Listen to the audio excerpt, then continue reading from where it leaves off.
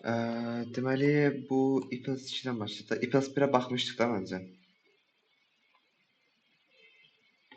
IPLS 1-ə baxmışdıq burada.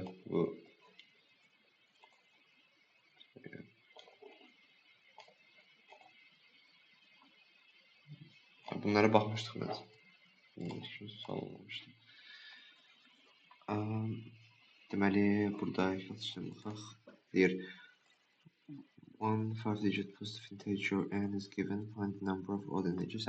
Burada deyir ki, bizə bir 5 rəqəmli n rəqəmi verəcək. Hər hansı 5 rəqəmli bir ədəd yəni. Bunların arasından tək olanları tapmamızı istəyir. O da tək deməkdir. Deməli, bu olsa asan bir sualdır.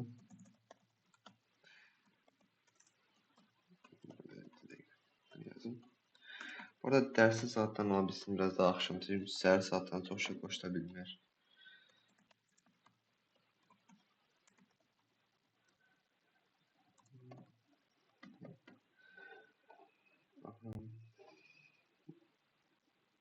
Deməli, sualda deyir ki, bizə bir n rəqəmi veriləcək. Bunu ümumiyyətlə yazın mən sifariş onu bəlkə izləyirəm.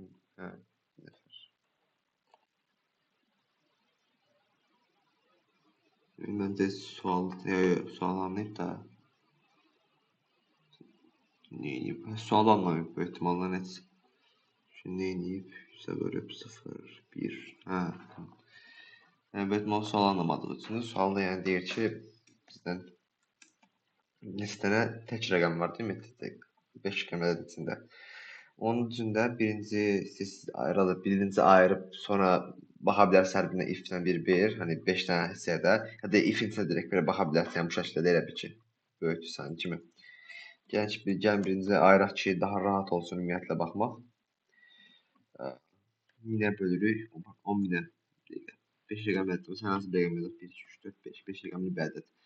Burada 4 dənə 0 silmək lazımdır, ona görə 4 sıfırlar. 10.000 bölürdük. Buradan birinci rəqəm çıxır. Yəni, bunlar ümumiyyətlə baxmışıq da, yəni, dayı bu rəqəmləri hissələrə ayırmağı bilməyən var, ümumiyyətlə. Hamı bilir də yəqin ki. Onun səsim gəldi ümumiyyətlə. Bəli, mənim gəlir. Sonra nə edirdik? Burada hər birini elə edirdik ki, yəni birinci və sonuncunu tapmaq asandır. Amma ortaca tapmaq üçün də, bilirsən, bunu tapmaq üçün bu hissəni çıxardırıq. Nəfər edirik onda 100-ə bölərək ki, 100-ə böldüyümüz zaman artıq 100-ə yapalım. 1000-ə bölürük. O yəni biraz riyaziyyatda fikirləşmək lazımdır ki, hansını neçəyə böldükdən sonra artıq sadəcə uyğun hissə qalacaq. Bunda nəyə üstün edirik? Bu 2 sonuna gəlsin və 2 artıq bir şey sonuna gəldiyi zaman bunu faizli onu tapa bilirik də, ən sondakı rəqəmi. Ona görə yəni böldük 100-ə faizli 10.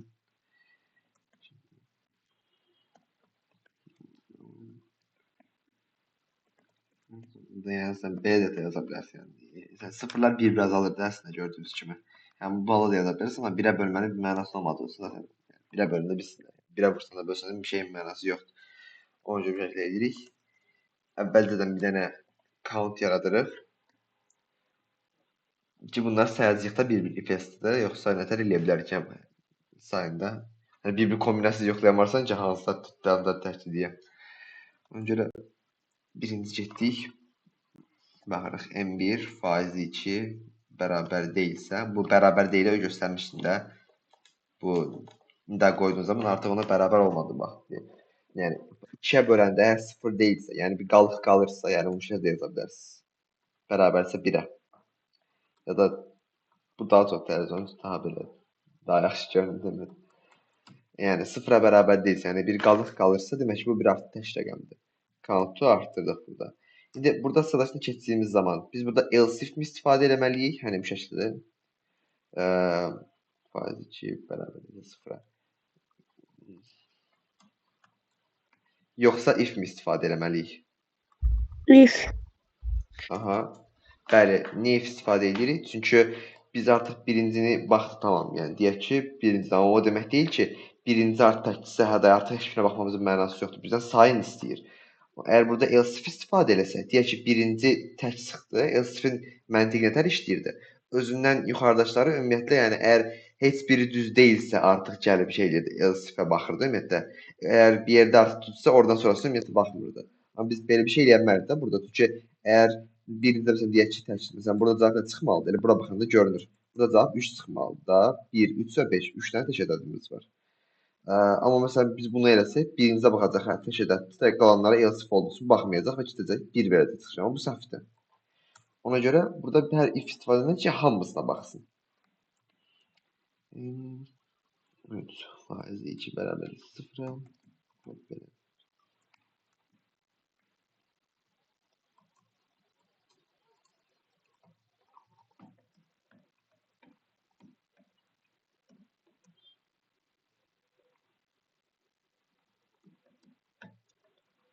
Ən sonunda siyahla, yəni çıxışa verən bu siyah ümumiyyətlə count verdi çıxışa. Bu şəkildə görə bilərsiniz.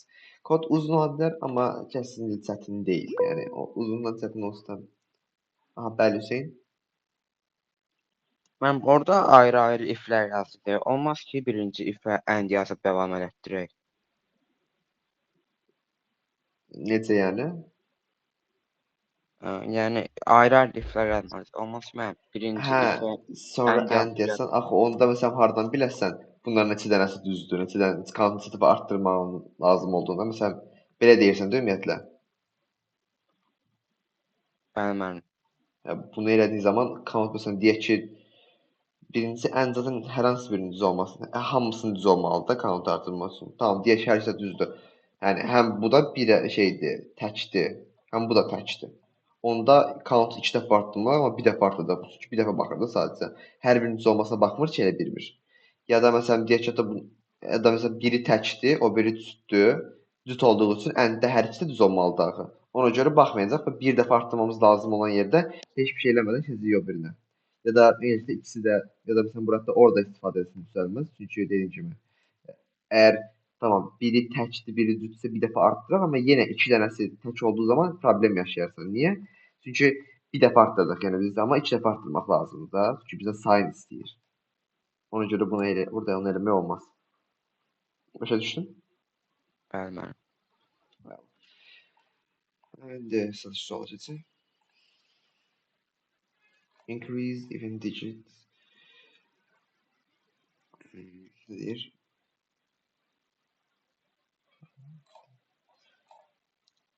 Aha, deyir ki, burada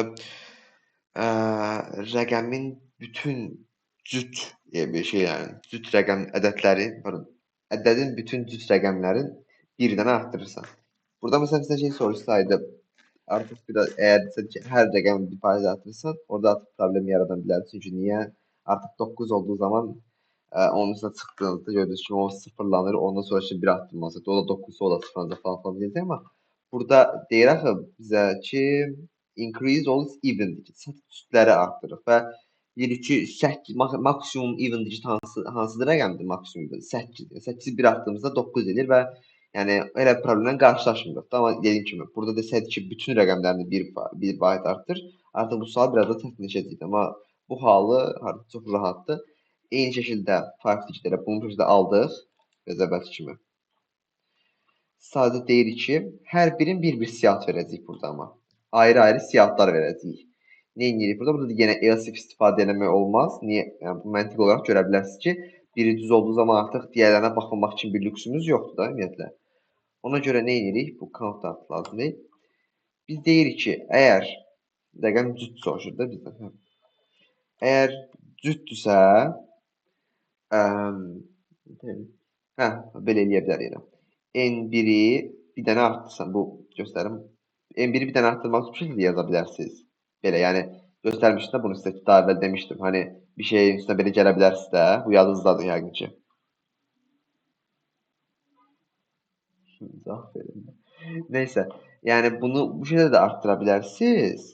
Ya da onun yerinə belə bir şeydə plus qoyduğunuz zaman 2 dənə plus olmalıdır mütləq. Ya bura 3 dənə plus deyil, əlavə bir dənə rəqəm əlavə eləyə bilməz. Yəni bunun standardı budur. Hani 4 dənə plus əlavə eləyim, 2 dənə artsın deyə bir şey yoxdur. Ona görə bir də minus var. Bunu belə yazdığımız zaman da n1-i bir dənə azaldır. Plus da bir dənə artdırır. Bəs məsələn bunu vurma eləmək istəsəm, məsələn n1-i 2 qat artdıraq da, Yenə bu şəkildə yaza bilərsiniz. N1 vurulsun 2. Yəni belə yaza bilərsiniz də. Bunu zaten yazıb bunu bilirsiniz yəqin ki. Amma daha rahat yol nə deyim? Əgər 2 vurmaq istəyirsə, nə elə bəs vur bərabərdir 2. Bu biraz da qarşı görünür, amma o da çox çətin tərəfi yox. Məsələn, bu plus 1 bərabərdir 2 yazılan n1-i 2 dənə artdırır. Sıx bərabərdir 2, 2 dənə azaldır. Böl bərabərdir 2, 2-yə bölür. Burada problem var. Xeyr. Əla. Bir şey deyəcəksiniz. Yəni burada əslində belə də edirsiniz. Birinci if yazarsınız, else yazarsınız. Sonra hər birini if else yaza bilərsiniz. Bu if else'lər öz aralarında çıxırlar. Yəni bunların hamısını bir şey olaraq saymır. Hani bu if else 1 sayır, sonra bura bir dənə else yazsınız, bu if else 1 sayır, bura bir dənə else yazsınız, bu if else 1 sayır falan. Yəni nə deyirəm, şey deneyə bilərsiniz də.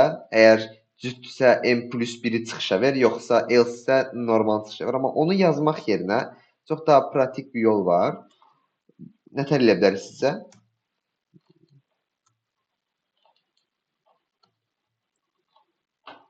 Fikir olan yoxdur.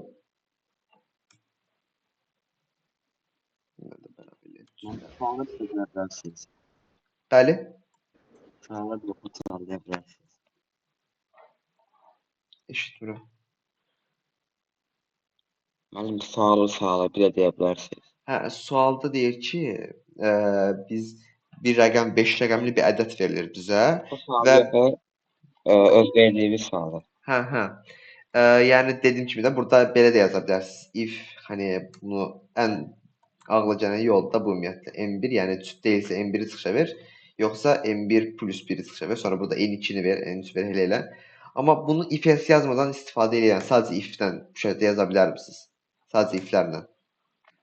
If else olmadan. Hər hansı bir əlavə bir else əlavə eləmə, if-də əlavə eləmədən sadəcə bunlarla. Yaza bilərik. Aha, necə?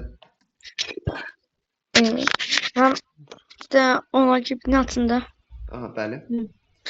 Ben burada n1 faiz 2 beraberdirse sıfıra burada yazırım n1 üstə gəlinsin 1. n1 beraberdir. n1 plus beraberdir 1. Plus bərabər Neden? 1. Hə, bu da olar. Bu arada bu da işləyir yəni. Şey demək deyirəm, mütləq bunu yazmalı deyilsiniz. Yəni bu sadəcə daha qısa yoldur, amma belə içdən bərabər də qoyub keçirsiniz. n1 plus plus. Aha. O birisində də hamısını n2 plus plus yazırıq. İçərisində həm. Ən sonunda hamısını çıxışa versin, hə? Xeyr, mən. Orada bir artırılmış şəklində çıxışa verməliyik. Ona görə də n1-dən başlayırıq. n1 kod n1 vurulsun 10.000, kod n1 vurulsun. Kod deyil. Siyah. Evet. n1 vurulsun 10.000. Üstə gəlinsin Əslində n2 ona vurulsun. gərək yoxdur. Çünki baxdığın zaman bunları hani belə sırayla çıxışa verdiyin zaman, hani onu Nasıl plus yəni? eləmək istəsən, hani tək bir rəqəmi deyək ki, bir dənə belə el bir m elə demirəm, int yazım. Int məsələn m1 bir dənə bu rəqəmi m-ə bərabərləmək istəsən, onu eləyərsən, onda problem yoxdur. Hətta siyahı da eləyərsən, düz verər. Heç problem yoxdur da. Yəni çox pratik bir yol deyil də. Hani zaten bu şəkildə verdiyi zaman hər biri sırayla verdiyi üçün aralarında boşluq da qoymuruq da. Zaten eyni şəkildə görünür. Ona görə hani onu eləmənin çox mənası yoxdur. Yazaq.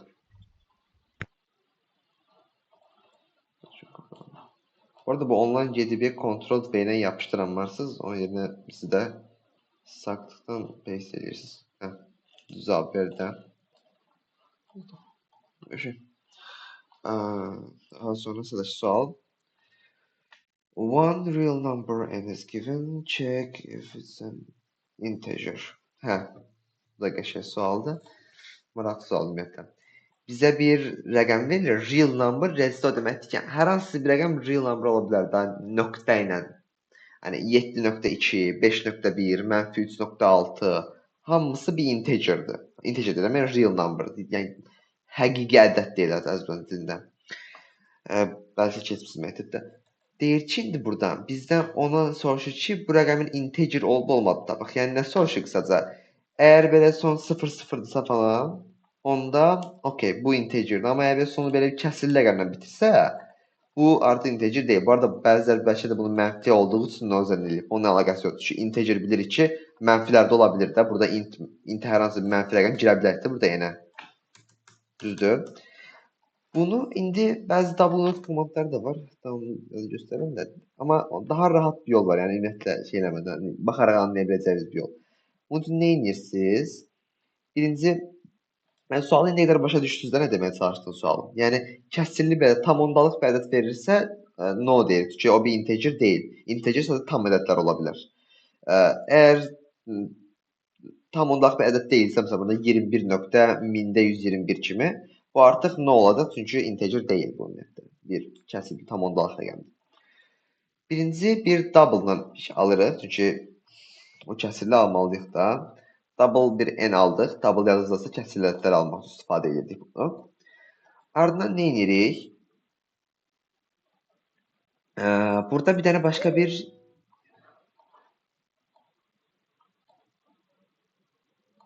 nəsim qoşuldu. Salam mən. Salam.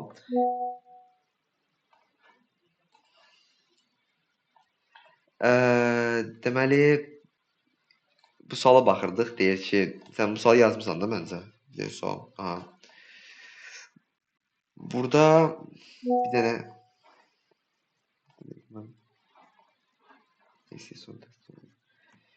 NC bərabər yəni n kopyada burada hər hansı bir şey qoya bilərsən. Mən n kopya qoymaq istəyirəm. Hani şey yaradırıq və bunu n-ə bərabər edirik. Burada artıq nə edirik?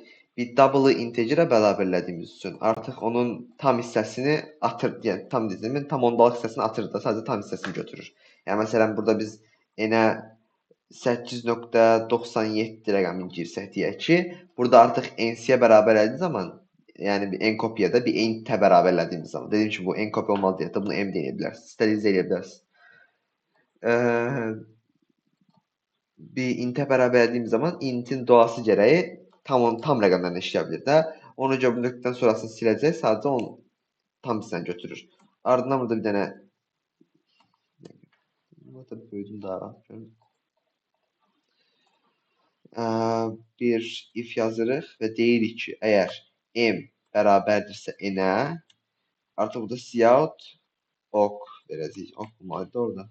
Deyirdi. Orada balaca böyük hərflər çox şey dəyişdirir, yəni belə özəlliklə elm suallarında.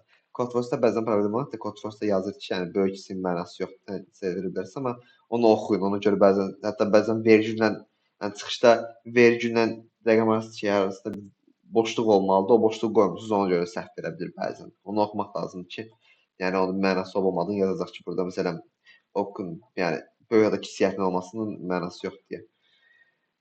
It doesn't matter. Kodun 90 yazdım. Niyə ok verdik? Çünki dediyim kimi, əgər bu rəqəm 897 8-i gətirdiyimiz zaman burada artıq nə alınır? 8 alınır da. Və bu rəqəm ikisi bir-birinə bərabər deyil. Ona görə bərabərləri qoyma bir 8.00 deyək. Yəni bu şəkildə bir rəqəm girdi də ümumiyyətlə deyək ki. Və biz bunu int-ə gətirdiyimiz zaman bu int 8 çıxardır. Və biz də bilirik ki, yəni bu riyaziyyatda ümumiyyətlə bu sıfırın bu nöqtədən sonra nə qədər sıfır əlavə edirsən elə nöqtədən sonra da, amma yəni 8 daxil sıfır alırsan, əlbəttə ki, bir şey dəyişir.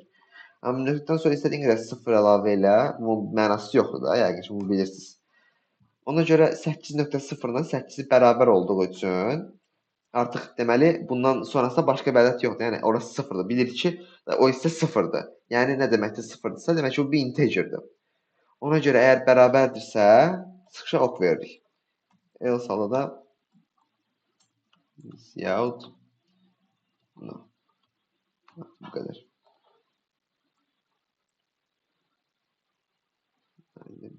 Atmıram. 0 ok verdi. Sonra burada da mənfi olmasına əlaqəsi yoxdur. Yəni sadəcə nöqtədən sonra rəqəm olduğu üçün o verir. Hətta göstərim rəqəm. Mənfi 12.00. Artıq bu ok verdi, çünki tam ədəddə, yəni bunun mənfi müsbət olmasının mənası yoxdur. Tam ədədlər mənfidən müsbətdə ola bilər. Ondan sonra suala baxaq. Positive integers n is given if n is perfect square of some positive integer, then otherwise break down. Aha, deməli bizə bir n rəqəmi verir və deyir ki, əgər bu n rəqəmi bir tam kvadratdırsa, yəni ümumiyyətlə məsələn 25 5-in kvadratı, amma məsələn 27-ni düşünün. 27 heç bir kvadrat deyil axı. 5.5 ilə 6 arasında da 5-in kvadratı 25-dir, 6-nın kvadratı 36-dır. Yəni məsələn deyək ki, 30 artıq nə 5-in kvadratı, nə 6-nın kvadratı. Yəni tam integerin kvadratı deyil də, buna deyirəm. Bir integer m-in kvadratı olsun. Ona görə n üçün no verəcəyik. Amma əksi halda deyir ki, əgər bir tam ədədin kvadratıdırsa, onda çıxışa o tam ədədi verin. Bu şəkildə. Məsələn, dediyim kimi 27 heç bir şey kvadrat, tam ədədin kvadrat deyil. Yəni kvadrat deyən böyütmə riyaziyyatda onlara irrasional suallar deyirdilər də, deyəsən, hani 5 nöqtə neçələrsə, yəni onu tam hesablama bir yolu yoxdur əslində. Yəni o axırına qədər gedir, minlərcə şey gedir rəqəmcinin arxasında. Hətta bir dəqiqə.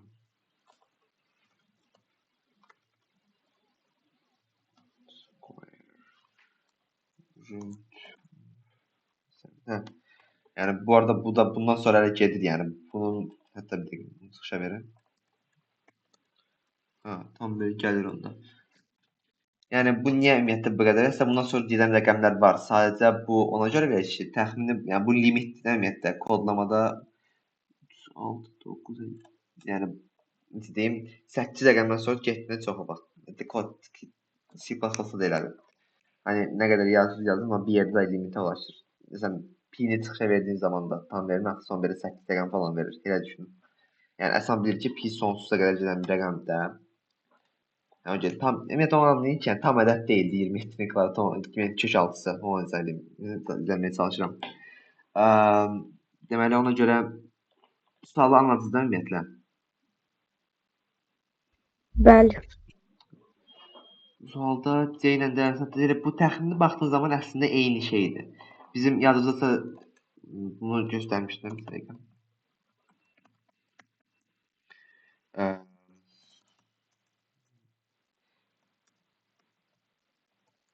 Bunu bilirsiniz yəqin ki, bu yadınızdadır. Bəli.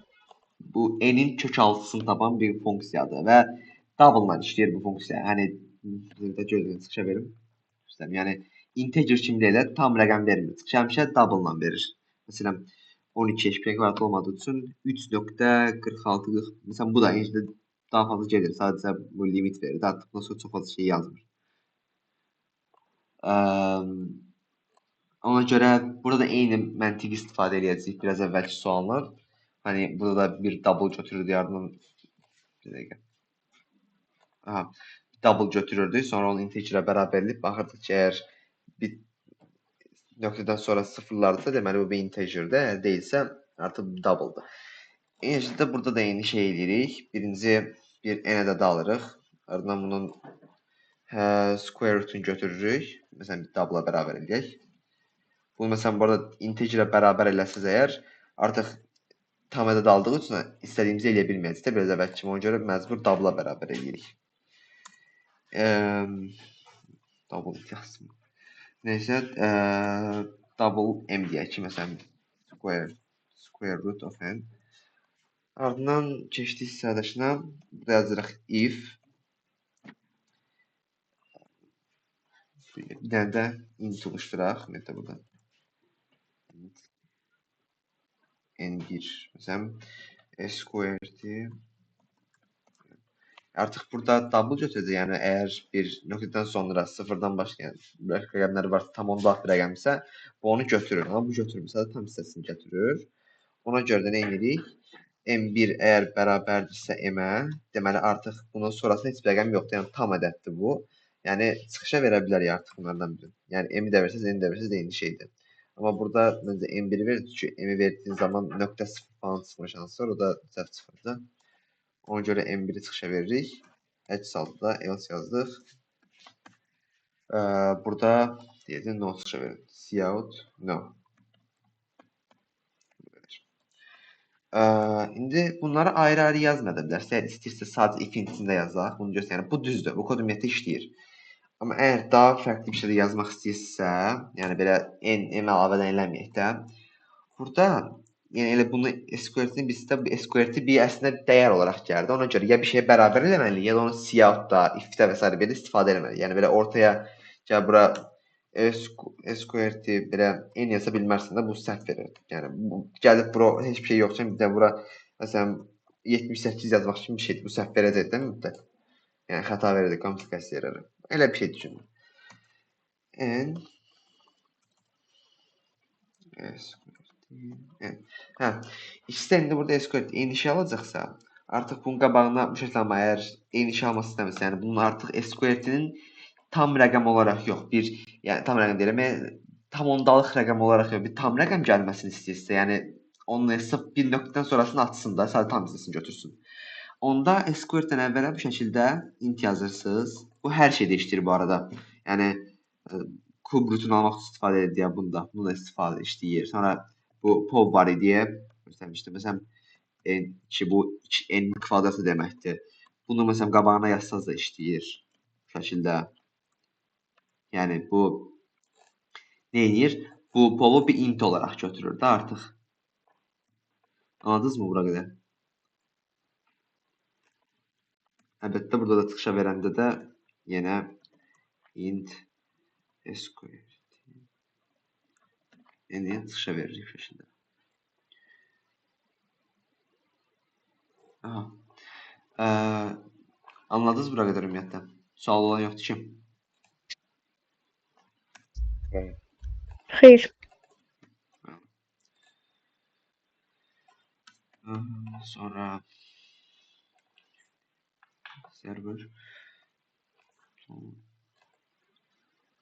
server start midnight and turn on certain day. Number from certain which server stopped. Deyəcəyini burada bu da asan bir sualdır. Amma məsələn burada bir dənə problem oldu ki, burada int istifadə eləsən səhv verəcək. Çünki h 10 üstə 12-yə qədər gedə bilər. Yəni bura deyək ki 10 üstə 12-yə qədər gedə bilər. Yəni nədir? Əgər burada 10 üstə 12 gəlsəz, bu düz götürməyəcək. Çünki int 10 üstə 12-yə qədər gedə bilmir. Axı dediyimiz kimi int 10 üstə 9 təxminən gedə bilər bir dəqiqə. Hətta int max, yəni intin maksimum gedə biləcəyi şey budur da.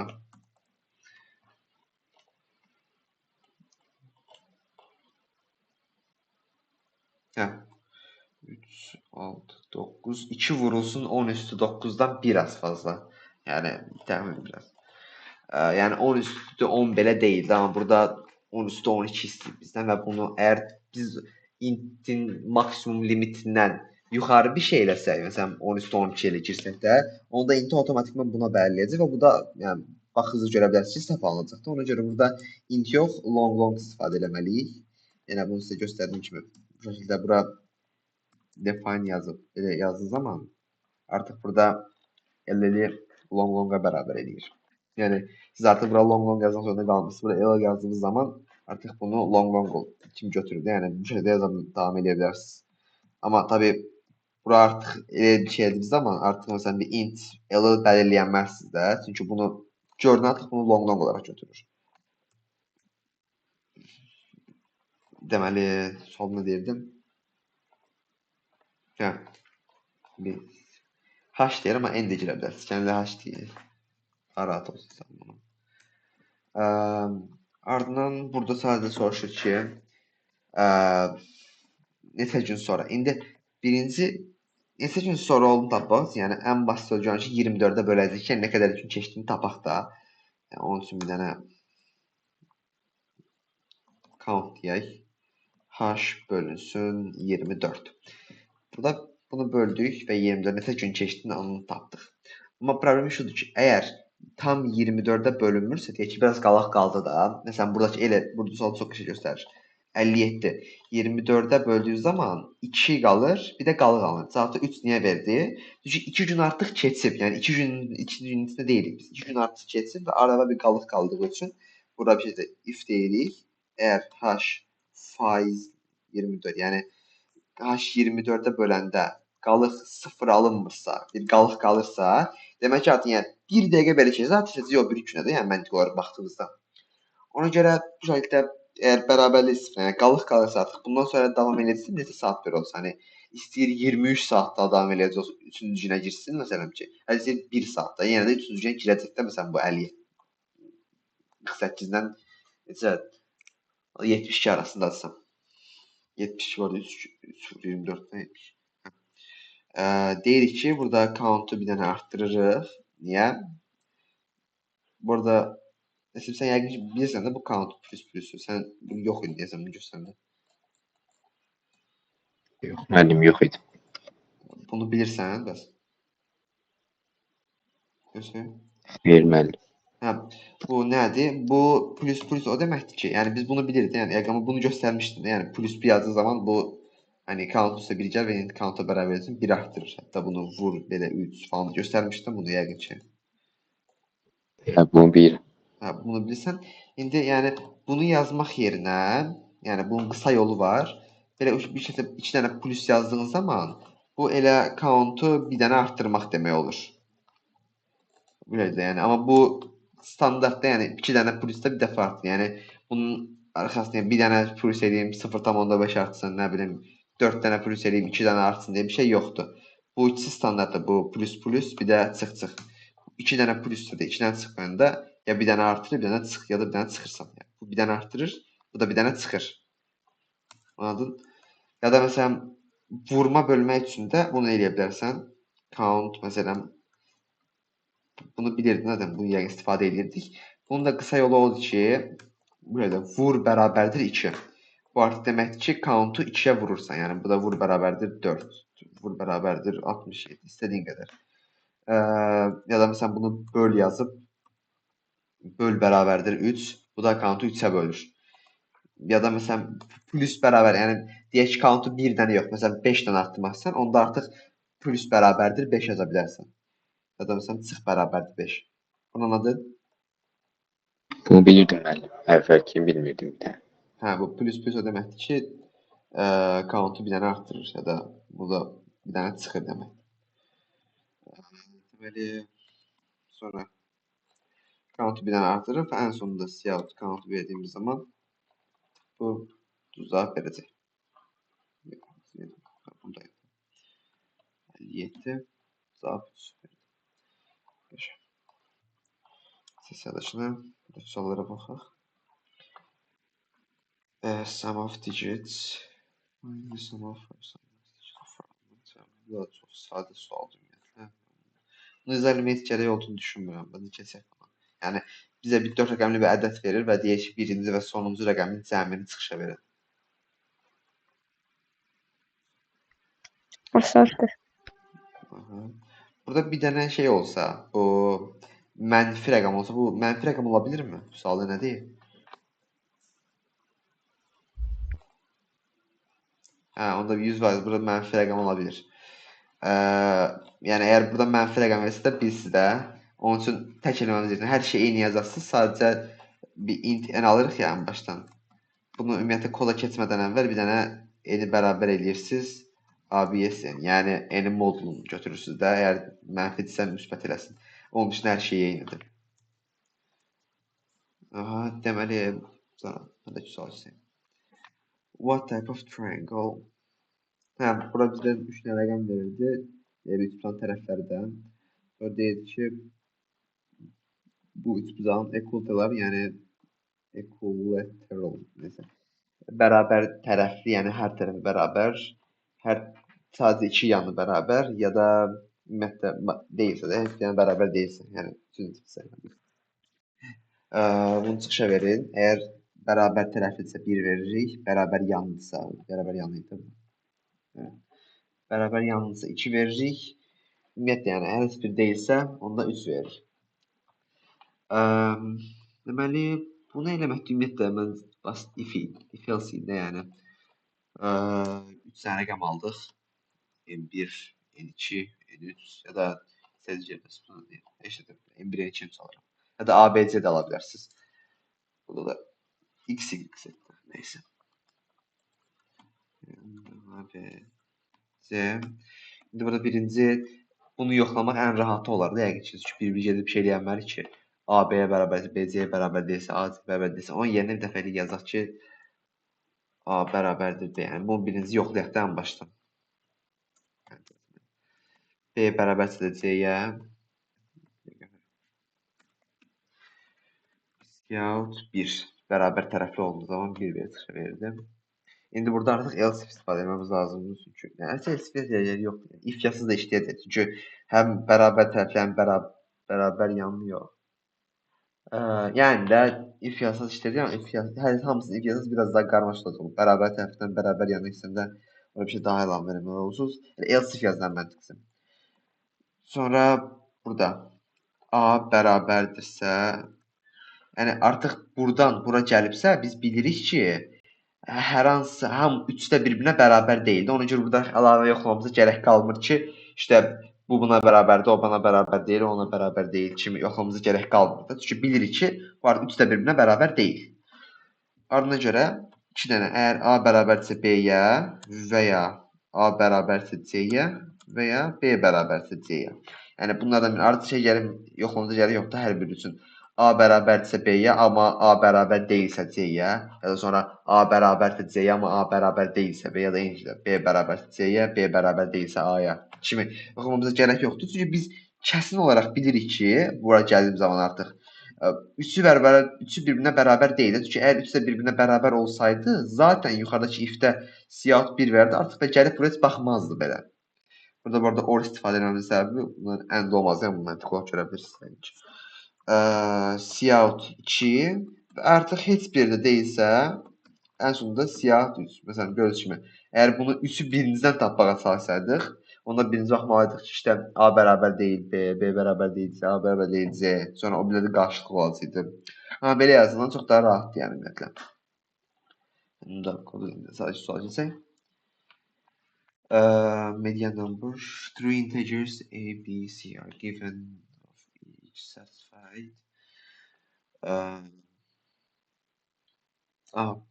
Median number, median bu arada rezidən bilmirsə, mean demək yəni, median o deməkdir ki, bu rəqəmləri sıraladığımız zaman, ortadakı rəqəm hansı olur? Bunu sıralayın, məsələn, 0, 77 və 909 olur da, yəni kiçikdən böyüyə.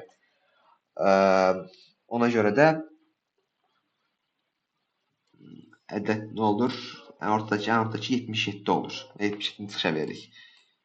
Ədəd orta isə şey mean'dir. Print mean among desəydi, ondan ədəd ortanı çıxışa verəcəksiniz. Burada problem var.